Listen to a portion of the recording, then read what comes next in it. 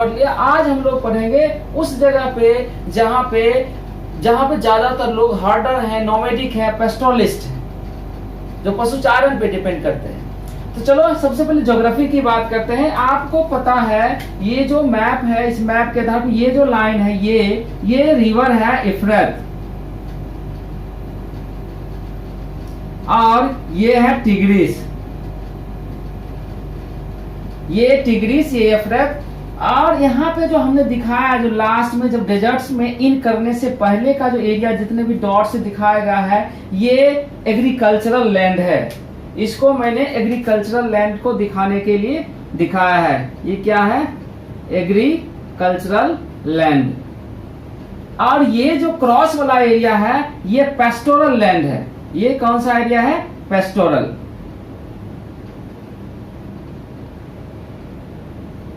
यानी कि पशुचारण वाला एरिया है। ठीक है, इतना आपने समझ लिया। ये देखो, ये डाउन स्ट्रीम है। नीचे का पार्ट जो है, साउदर्न पार्ट, साउदर्न मेसोपोटामिया में जो दो सिटी हैं, उर और उरुक, ये डाउन स्ट्रीम में बसे हुए हैं। हम लोग चलते हैं अप स्ट्रीम में, जिधर से पानी आती है, जो हाईलैंड, इधर हाइट ज्यादा होगा, नीचे इधर हाइट कम होगा, तो ऊपर से नीचे की तरफ पानी आ रहा। ये एफरत जो रिवर है, एफरत रिवर के अपर जो लैंड है, जो हाईलैंड है, जो अपस्ट्रीम है, उसके किनारे एक शहर मारी है। उसके बारे में आज हम लोग स्टडी करेंगे। ये मारी कैसे डेवलप हुआ, कब हुआ। देखो, ये जो मारी है, इसको रॉयल कैपिटल भी बोला जाता है। रॉयल कैपिटल क्यों बोला जाता है, इसको हम आगे पढ़ेंगे। सबसे पहले ये समझना है कि इसका जो फ्लोरिश, इसका जो डेवलपमेंट है, ये स्टार्ट हुआ है आफ्टर 2000 BCE, 2000 ईस्वी के बाद। 2000 ईस्वी नहीं, सॉरी, 2000 ईस्वी पूर्व के बाद। मतलब अगर इसको अभी से देखोगे, ईयर्स एगो के हिसाब में, तो आपको पता चलेगा ये फ्लोरिश होना शुरू हुआ 4000 ईयर्स एगो। मतलब आज से 4000 वर्ष पहले इस मारी सिटी का डेवलपमेंट स्टार्ट हुआ। ठीक है, अभी तक हम लोगों ने उर और उरुक के बारे में जो पढ़ा था, वो लगभग 6000 वर्ष पहले ही उसका डेवलपमेंट स्टार्ट हो गया था। और 6000 का मतलब कि लगभग 3200 BCE के टाइम में उर और उरुक डेवलप हो चुका था। मंदिर शहर के रूप में इसका निर्माण हो चुका था। 3000 ईस्वी पूर्व तक, मतलब अभी से 5000 वर्ष पहले इसका निर्माण हो चुका था। ये डेवलप हो चुका था, ये ट्रेड कर रहा था, इसके कई बिल्डिंग्स बन चुके थे, इसके कई टेम्पल्स बन चुके थे, तो ये डेवलप था। उसके 1000 वर्ष बाद, आप कह सकते हो 2000 वर्ष, मतलब ईस्वी पूर्व पहले, मतलब आज से 4000 वर्ष पहले, आज से 4000 वर्ष और ईसा पूर्व से 2000 वर्ष पहले जो है, ये मारी सिटी का डेवलपमेंट स्टार्ट हुआ। और ये मारी सिटी में, अब देखो, हमने बोला कि पेस्टोलिस्ट ने इसको डेवलप किया, लेकिन एक चीज आपको समझना चाहिए, जो नदी के किनारे के जो लोग होते हैं, वो किसान ही होते हैं। क्योंकि नदी के किनारे में जो नदियों के जो स्ट्रीम्स हैं, नदियों के जो बहाव है, उससे जो नेचुरल कैनाल्स बनता है, उसे उसके पानी का यूज करके आप खेती कर सकते हो। तो ये जो अपस्ट्रीम का भी पार्ट है, तो उसके किनारे जो है ना, किसी न किसी तरह से खेती होता था। हाँ, ये जो यहाँ का खेती है, यहाँ जो लास्ट जो साउदर्न पार्ट है, उतना फर्टाइल लैंड ये ऊपर का नहीं होगा, लेकिन खेती तो होता ही होगा। तो यहाँ पे जो नदी के किनारे के जो लोग हैं, वो खेती करेंगे। और इसके जो वेस्टर्न पार्ट में चले जाओगे, वेस्टर्न पार्ट बढ़ते जाओगे, और सारे के सारे क्या होंगे? पेस्टोरलिस्ट होंगे। तो यहाँ पे जो मारी है, मारी के नजदीक दोनों तरह के लोग रह रहे हैं। फार्मर भी रह रहे हैं, एज वेल एज पेस्टोरलिस्ट भी रह रहे हैं। क्योंकि मारी अपने आप में नदी के किनारे, तो नदी के किनारे का जो पार्ट है, उस एरिया में लोग खेती करते होंगे, तो फार्मर।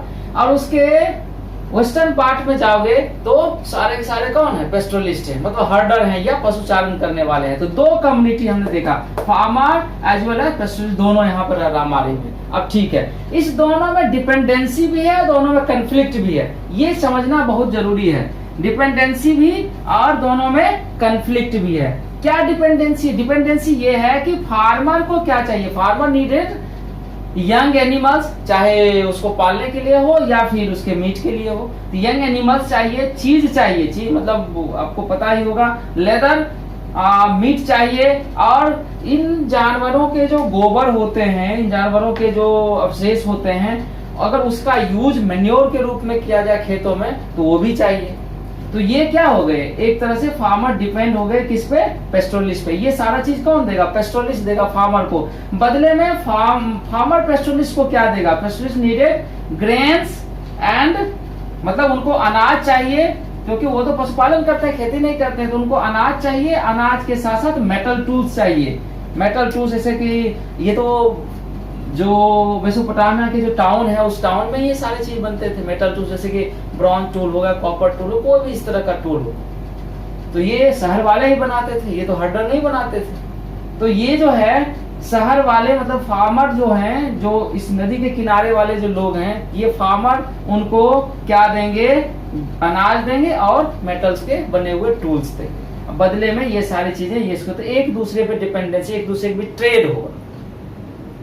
ठीक है, कन्फ्लिक्ट क्या होगा, अब कन्फ्लिक्ट ये है, इनकी जो पशु है इस एरिया में जब आएगा तो इनके खेतों को बर्बाद कर देगा।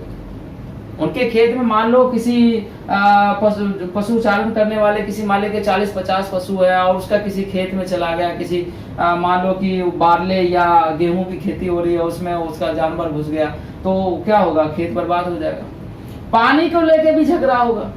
ये जहाँ पे किसानों का समूह रहता है उस रास्ते से बोलेगा कि नहीं, यहाँ पे पानी पी, मतलब उस रास्ते से पशु को जाने नहीं देंगे, उस मुहाने पे हम पानी पीने नहीं देंगे पशु को। तो कभी कभी क्या करेगा, ये हर्डर जो है, हर्डर को रोकने की कोशिश कौन करेगा, ये किसान करेगा, रोकने की कोशिश। और रोकने की कोशिश के दो तरीके हैं, एक तो ये कि ये लोग कभी कभी उनके खेतों में जानवर को डाल देते हैं, कभी कभी वो जानबूझ के चाहेगा कि हमारे पानी का यूज ना करें। नदी के किनारे किसान है तो चाहेगा कि नदी के किनारे ना आए हर्डर, तो आपस में विवाद भी होगा। कभी कभी ऐसा टाइम आएगा, मान लो ये हर्डर है और समर का सीजन है, समर के सीजन या ऐसे टाइम जिस टाइम मान लो इनके पास अनाज की कमी हो गई, सिर्फ दूध से और मीट से काम तो नहीं चलेगा, खाने के लिए अन्न भी चाहिए, ग्रेन्स भी चाहिए, और उसकी कमी हो गई तो इन लोगों ने रेड कर दिया इस गाँव पे, जो नदी किनारे जो किसान के गांव हैं उन पे रेड कर दिया। उन पे रेड करने के बाद क्या होगा, तो आपस में झगड़ा तो होगा ही, तो कभी कभी रेड भी कर देते थे, तो इस तरह से कन्फ्लिक्ट भी था। ठीक है, आपस में डिपेंडेंसी के साथ कन्फ्लिक्ट भी था। ये चीज आप लोगों ने समझ लिया।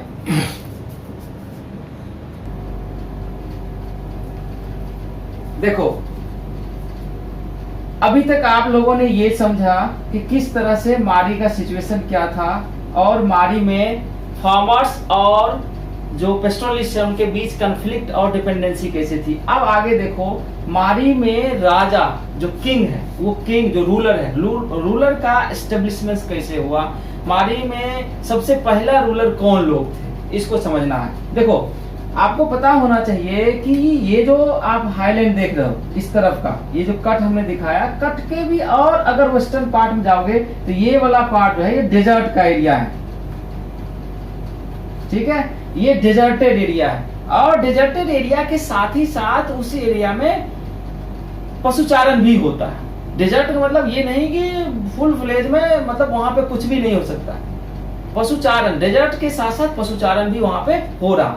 इस पशुचारण करने वाले में अकाडियन, ये जो वेस्टर्न पार्ट में ये जो देख रहे हो, इस एरिया में लेबनान आता है, इस एरिया में इजराइल अभी का आता है, इस एरिया में अभी का फिलिस्तीन आता है, इस एरिया में अभी का ऊपर के एरिया में जाओ तो सीरिया आएगा, उसके भी ऊपर जाओगे टर्की आएगा। तो ये सारा एरिया जो है ना पेस्टोरलिस्ट का ही एरिया है। इस पेस्टोरलिस्ट में ही आपके आते थे अकाडियन, ये ग्रुप ऑफ नोमैड्स का नाम है। ठीक है, एक क्लेन का नाम है, आप कह सकते हो क्लेन। इसी के नाम पे बाद में कई कंट्री बने हैं। अभी सीरिया का नाम असीरियन यहाँ लिखा हुआ, इसी के नाम से सीरिया बना है। ये आर्मेनियंस लिखा है, इसी के नाम से आर्मेनिया बना था।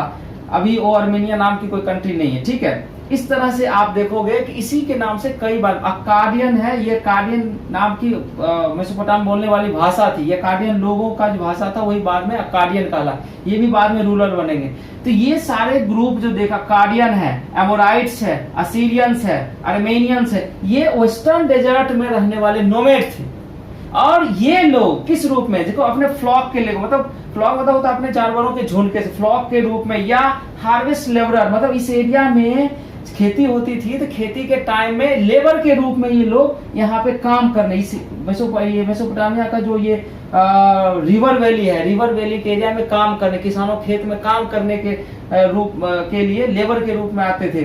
हार्ड सोल्जर के रूप में, इन लोगों को सोल्जर भी चाहिए था लड़ाई करने अपनी सुरक्षा के लिए, तो ये लोग सोल्जर के रूप में भी काम करने के लिए आते थे। हर्डर के रूप में भी अपने पशुओं को लेके भी आते थे। और आने के बाद ये लोग माली में, इसी में से कुछ लोग क्या करते थे, माली में सेटल्ड हो जाते थे। और माली में सेटल्ड होने के बाद ये बहुत प्रोस्पेरस, इसी में से कुछ लोग बहुत ज्यादा प्रोस्पेरस हो, कुछ लोग अमीर बन गए। उसी लोगों में से कुछ क्लेन, इसी जैसे अकाडियन, ये एमोराइट्स देखा, असीरियन देखा, आर्मेनियन देखा, इन्हीं में से कुछ लोग क्या करेंगे, इस जो मारी का एरिया है, मारी का रूलर बनेंगे। तो इसका जो मारी का जो सबसे पहला रूलर बनने वाला जो लोग था, ये ग्रुप ऑफ जो नोमैड्स था, ये था एमोराइट्स। ये 1 मार्क्स के लिए इंपॉर्टेंट हो जाता है। क्या नाम था उसका? एमोराइट्स। याद रखना, जो नोमैड्स, जो वेस्टर्न डेजर्ट के जो नोमैड्स, सेवरल नोमैड्स इधर आए थे, उसमें जो सबसे पहला थे जो माली का रूलर बने थे, वो थे एमोराइट्स। एमोराइट्स क्लेन ने यहाँ पे आके सबसे पहले रूल करना शुरू किया।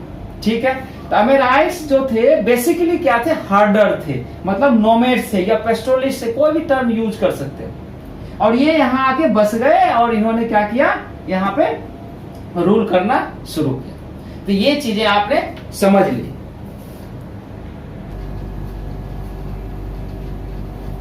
किंग ऑफ मारी, जो पहला सबसे किंग ऑफ मारी बना था वो एमोराइट्स। एमोराइट्स जब किंग ऑफ मारी सबसे पहले बना था, तो याद रखना, इस किंग ऑफ मारी ने ऐसा नहीं है कि अपने कल्चर को थोप दिया यहाँ के लोगों पे, नहीं।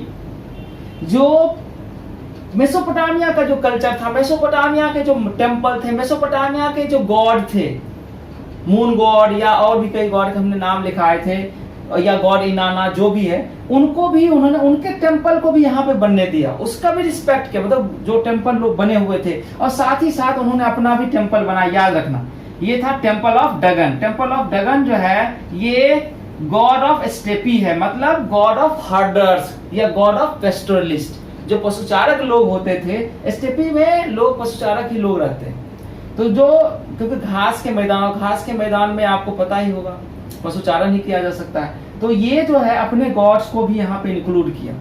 इन्होंने दूसरे के कल्चर को रिस्पेक्ट किया और उसको अपनाया भी, और अपने कल्चर को भी प्रमोट किया। ये सबसे बड़ी अच्छी चीज है। अब दूसरी चीजें ये है कि डिफरेंट पीपुल के कल्चर को अपनाने के साथ, इसीलिए ये जो मारी जो है ये फ्लोरिश होता चला गया। इसमें एक जो किंग का नाम है उसको याद रखना, जिम्रेलिन। जिम्रेलिन जो है वो कहाँ का किंग था? मारी का किंग था। ये चीज याद रखना, ठीक है? तो जाता है इसके जो लोकेशन है, मारी के जो लोकेशन है, इस लोकेशन के कारण मारी को बहुत फायदा होता था। मारी का लोकेशन ट्रेड के लिए प्राइम लोकेशन माना था, प्राइम लोकेशन फॉर ट्रेड। कैसे? एक तो ये नदी के किनारे बसा हुआ, और ये हाईलैंड, ऊपर के लैंड और नीचे के लैंड के बीच में है। ये जो किसान हैं, जो फार्मर्स हैं, उसके और पेस्टोरलिस्ट दोनों के बीच का कम्युनिकेशन सेंटर भी है। इसलिए आप इसको इस रूप में दे, trade between pastoralists and farmers, trade between north highland to southern Mesopotamian city Ur और उरूक। ऊपर से सामान को अगर उरूक में के बीच में ट्रांसपोर्ट करना है, ऊपर के लोग अगर सामान, लकड़ियां हो, कुछ भी चीजें हो, उनको यहाँ भेजना है तो इसी रास्ते से आएगा।